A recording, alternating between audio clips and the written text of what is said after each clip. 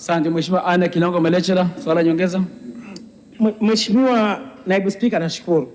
Mheshimiwa Naibu Spika, kwa kuwa wilaya ya Same imeketi kwenye 46.9% ya mkoa wote wa Kilimanjaro, na wilaya ya Same ina takriban kilomita za mraba 6221, kuonyesha iko karibu imechukua nusu ya mkoa wa Kilimanjaro, na wilaya na jimbo la Same Mashariki, Mheshimiwa Spika, lieleweke kwamba lina uwezo mkubwa, linalima 72% ya tangawizi ya nchi nzima. Je, serikali hamuoni kwamba kwa ukubwa wa wilaya hii ni vyema sasa Same Mashariki wakawa na halmashauri yao, Same Magharibi wakawa na halmashauri yao, ili kuwezesha majimbo haya kiuchumi? Asante.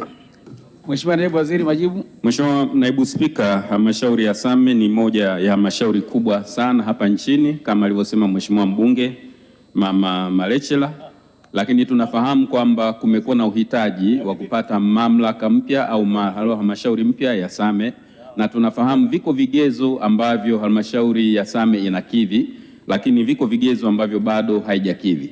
Lakini tunafahamu kwamba kwa kufuata utaratibu wa kuanzisha maeneo mapya ya utawala, nitumie nafasi hii kwanza kumwomba Mheshimiwa mbunge na halmashauri ya Same kuanza taratibu za vikao na mapendekezo ili yale maombi yaweze kuwasilishwa ofisi ya Waziri Mkuu TAMISEMI. Lakini wakati huo, Mheshimiwa Naibu Spika, serikali yetu ilifanya maamuzi kwamba kwa sababu tunayo maeneo mengi ya utawala ambayo hayana miundombinu wezeshi zikiwemo ofisi za wakurugenzi, watendaji wa kata, maafisa tarafa, vijiji na kadhalika, tuliona ni busara kwanza kuboresha miundombinu katika mamlaka zilizopo, na baadaye tukaona inafaa basi tutaona namna ya kuendelea kuanzisha maeneo mapya ya utawala. Kwa Mheshimiwa mbunge, tuendelee na hatua hizo kimsingi, na wakati huo ukifika basi mamlaka husika tutaona namna nzuri ya kufikia hatua ambayo itakuwa njema kwa upande wa halmashauri ya Same.